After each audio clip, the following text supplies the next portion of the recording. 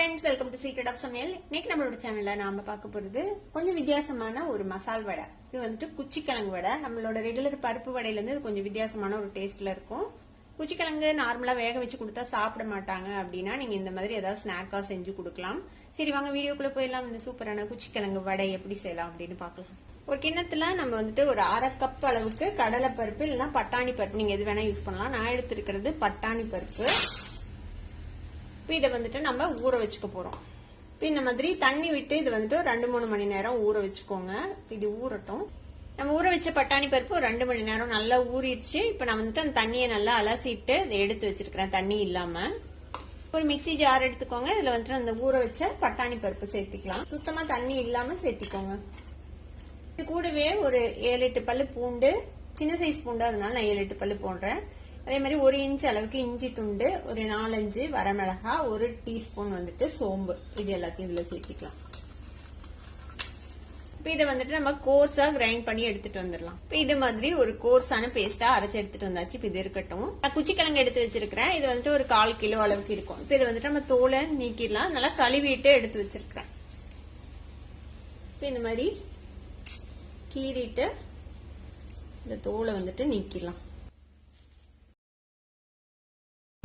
தோல் எடுத்துட்டு இதை வந்துட்டு கழுவி எடுத்து வச்சுக்கலாம். வந்துட்டு நல்லா தோல் நீக்கி எடுத்து வச்சாச்சு. இப்ப இதை வந்துட்டு நம்ம துருவிக்க போறோம். இந்த மாதிரி கேரட் துருவி இருக்குல்ல, அதுல வந்துட்டு நம்ம துருவி எடுத்துக்கலாம்.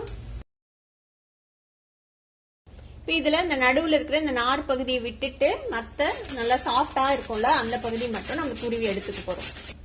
பாருங்க, இந்த மாதிரி நம்ம எல்லாத்தையும் துருவி எடுத்துக்கலாம். இப்ப மரவள்ளி கிழங்க இந்த மாதிரி நல்லா துருவி வச்சாச்சு. இப்ப இதுல நம்ம அரைச்சு வச்சிருக்கிறோம்ல இந்த பட்டாணி பருப்பு விழுது, அதையும் சேர்த்திக்கலாம். இப்ப இது கூடவே நான் வந்துட்டு பெரிய வெங்காயம், ஒரு பெரிய சைஸ் பெரிய வெங்காயத்தை இந்த மாதிரி பொடியா நறுக்கி வச்சிருக்கிறேன். கொஞ்சம் நிறைய கொத்தமல்லி தலை, அதையும் இந்த மாதிரி பொடியா நறுக்கிக்கோங்க. கருவேப்பிலை ஒரு 2-3 கொத்து, அதையும் இந்த மாதிரி பொடியா நறுக்கி வச்சிருக்கேன். இது எல்லாத்தையும் இதுல சேர்த்திக்கலாம்.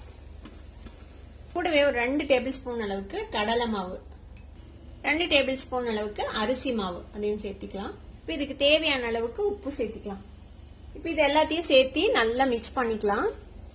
மிக்ஸ் பண்ணி பாருங்க. கன்சிஸ்டன்சிக்கு தேவைப்பட்டுச்சுன்னா இன்னும் கொஞ்சம் மாவு எதுனா தேவைன்னா சேர்த்திக்கலாம். நம்ம நல்லா மிக்ஸ் பண்ணி விட்டாச்சு. இப்ப நம்ம வடையா சுட வேண்டியதுதான். வடை மாவு வந்துட்டு ஃபர்ஸ்ட் உருட்டி வச்சிட்டோம்னா அதுக்கப்புறம் நம்மளுக்கு வந்துட்டு வடை சுடுறதுக்கு தட்டி போடுறதுக்கு ஈஸியா இருக்கும். அதனால தேவையான சைஸ்ல இந்த மாதிரி உருட்டி ரெடி பண்ணி வச்சுக்கோங்க. எல்லாத்தையும் இந்த சைஸ்ல, ஒரு சின்ன சைஸ் எலுமிச்சம்பழம் சைஸ்ல நான் வந்துட்டு உருட்டுறேன்.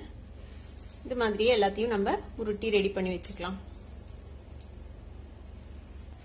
இப்போ டீப் ஃப்ரை பண்றதுக்கு வடச்சட்டியில எண்ணெய் ஊற்றி வச்சிருக்கிறேன். இப்போ எண்ணெய் சூடாகட்டும். சூடாயிடுச்சு. இப்போ நான் உருட்டி வச்சிருக்கிறேன். இதை வந்துட்டு வடையா தட்டி நம்ம வந்துட்டு போட்டுடலாம். இந்த மாதிரி தட்டி வந்துட்டு ஒன்று ஒன்றா போட்டுக்கலாம்.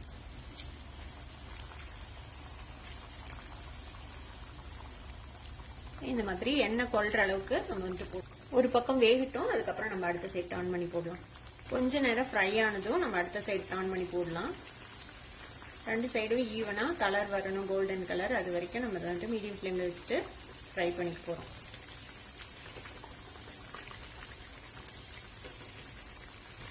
பொறுமையா இந்த மாதிரி ஃப்ரை பண்ணிக்கோங்க. ஒரு 4-5 நிமிஷம் ஆகும் இது ரெடி ஆகிறதுக்கு.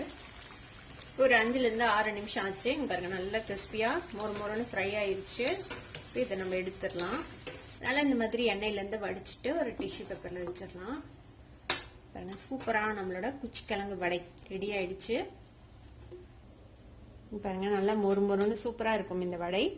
கண்டிப்பா உங்க எல்லாத்துக்குமே பிடிக்கும். ட்ரை பண்ணி பாருங்க. ட்ரை பண்ணி பார்த்துட்டு எப்படி இருந்தது அப்படின்னு கமெண்ட்ஸ்ல ஃபீட்பேக் கொடுங்க. இந்த வீடியோ உங்களுக்கு பிடிச்சிருந்தா சப்ஸ்கிரைப் பண்ணுங்க. பக்கத்துல இருக்கிற பெல் ஐகானை கிளிக் பண்ணுங்க. அப்பதான் என்னோட ஃபியூச்சர் நோட்டிபிகேஷன்ஸ் உங்களுக்கு உடனே வந்து சேரும். லைக் பண்ணுங்க, ஷேர் பண்ணுங்க. தேங்க்யூ ஃபார் வாட்சிங் this video viewers. Bye by.